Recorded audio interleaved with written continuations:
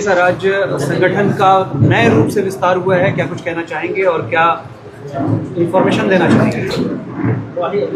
पिछले विधानसभा चुनाव में जन स्वराज पार्टी की हार के बाद हम लोगों ने गहन चिंतन मनन करके जो कमियां थीं, जो संगठन से संबंधित कमियां थीं, उनको दूर करने की एक्सरसाइज शुरू की है, जिसके तहत कुछ दिन पहले हमने चंपारण जाकर वहाँ के 3 जिलों को के यहाँ नए संगठन की घोषणा की थी। कल गोपालगंज में यही घोषणा की गई और आज अभी सीवान में, इसके बाद सारण में ये घोषणा की जाएगी।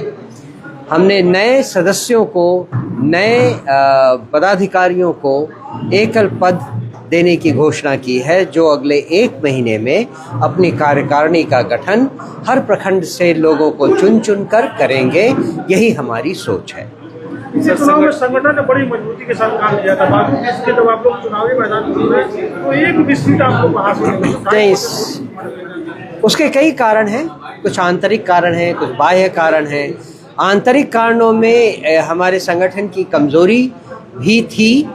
उसका मुख्य आयाम ये है कि हम प्रखंडों तक अपना संगठन बना पाए थे, लेकिन ग्राम पंचायत, ग्राम सभाओं, ग्राम लेवल तक और वार्ड लेवल तक हमारे संगठन को मजबूती नहीं मिल पाई थी। और एक और भी कारण था कि हमारे उम्मीदवार बहुत अंत में डिक्लेयर किए गए, घोषित किए गए।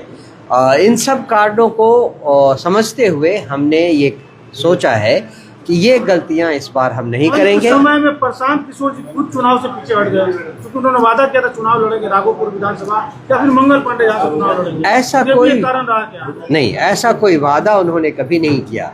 उन्होंने केवल इतना कहा था कि अगर पार्टी चाहेगी तो वो कहीं से भी चुनाव के लिए खड़े होने को तैयार है, चाहे वो राघोपुर हो, चाहे मंगल पांडे के अगेंस्ट हो या नीतीश बाबू के अगेंस्ट हो। सर, ये उन्होंने कहा जी, एक बड़ा ये दिलचस्प मामला सामने आ गया है। नीतीश कुमार को बिहार के मुख्यमंत्री पद को छोड़ना पड़ रहा है, राज्यसभा जा रहे हैं। प्रशांत किशोर ने कहा था कि इलेक्शंस के बाद वो मुख्यमंत्री नहीं रहेंगे, लेकिन 3 महीने के बाद वो जो उनकी बातें थी वो बिल्कुल सामने आ चुकी है। तो क्या कुछ कहना चाहेंगे इसको लेकर? नहीं, प्रशांत जी ने पहले ही समझ लिया था कि बीजेपी इस बार नीतीश जी को बिहार का मुख्यमंत्री नहीं रहने देगी, ये निश्चित था। वो तो कह लीजिए कि उस घटनाक्रम को मोड़ तोड़ के 3 महीने के लिए उनको एक्सटेंशन दे दिया गया, 4 महीने के लिए, अगले महीने तक तो है ही वो। तो प्रशांत जी की बात सच हुई, पर उसके साथ साथ जो बात समझने की है वो ये कि बिहार की जनता के साथ बीजेपी के लोगों ने बहुत बड़ा धोखा किया है। जो कुछ सोचकर बिहार की जनता ने नीतीश बाबू को जिताया और गठबंधन की सरकार एनडीए के साथ बनाई, वो सारा का सारा आधार इन लोगों ने तोड़ दिया है।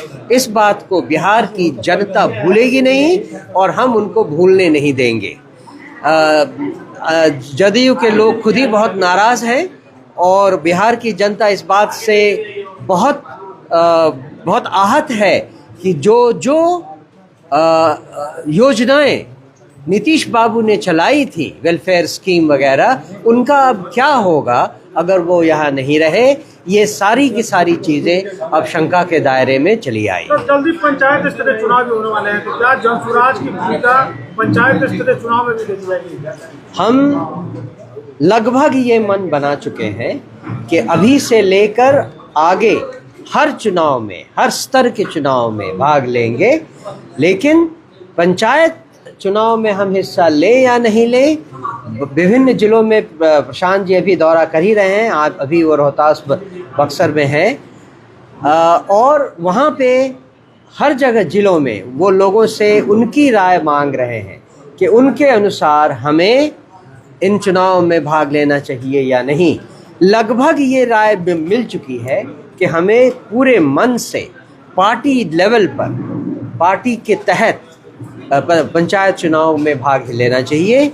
ये इससे हम बिहार में व्यवस्था परिवर्तन की तरफ एक दृढ़ कदम बढ़ाएंगे। सर, एक लोगों को संबोधित कर रहा है तो आपने जीएसपी का नाम लिया कि जिस तरह से अंत तक उनको साथ रखा, उस तरह नहीं रखना चाहिए था। ये बातें आपने जी हाँ, वो कहा है हमने।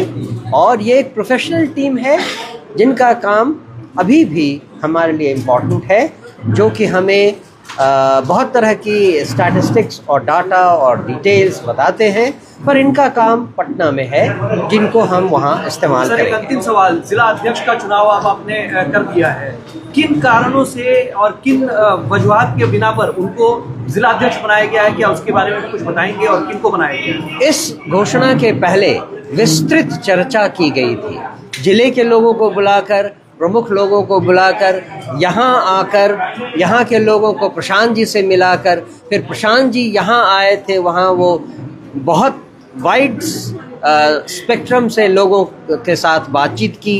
इन सब घटनाओं के बाद, इन सब बातचीत के बाद, इन सब सुझावों के बाद ये निर्णय लिया गया कि कौन सा व्यक्ति है जो अब जन स्वराज की बागडोर सीवान जिले में ले सकता है और संगठन को आगे बढ़ा सर, सकता है। पब्लिक को क्या बताना चाहेंगे, क्योंकि अक्सर आपके जिला अध्यक्ष को लेकर के सवाल उठते रहे हैं कि ढंग के जिला अध्यक्ष नहीं बनाए गए, बस्ती के लोगों को बना दिया जाता है, तो इस बार क्या उसमें सुधार किया गया है? सीवान की जनता को यही संदेश है कि जन स्वराज की मूलभूत आत्मा से जुड़े और बात समझे कि जन स्वराज क्या चाहती है। बिहार में व्यवस्था का बदलाव हमारा लक्ष्य आज भी है और कल भी रहेगा। हमेशा ही हम इस काम में लगे रहेंगे। रास्ते में जो कठिनाइयाँ आती हैं उनको हम दूर करने की भरसक कोशिश करते रहेंगे। इसमें आप हमारा साथ दें।